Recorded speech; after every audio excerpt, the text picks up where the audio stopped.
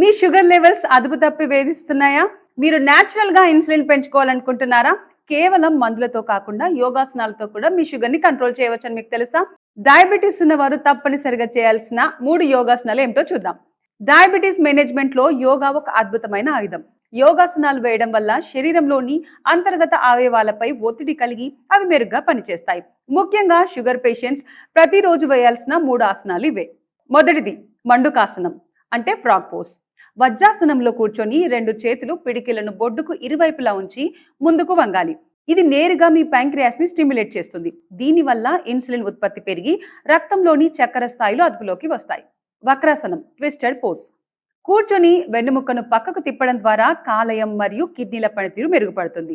ఇది కడుపు భాగంలోని కొవ్వును తగ్గించడమే కాకుండా ఇన్సులిన్ రెసిస్టెన్స్ ను తగ్గించడంలో అద్భుతంగా పనిచేస్తుంది. మూడవది పశ్చిమోత్తాసనం సీటెడ్ ఫార్వర్డ్ బెండ్.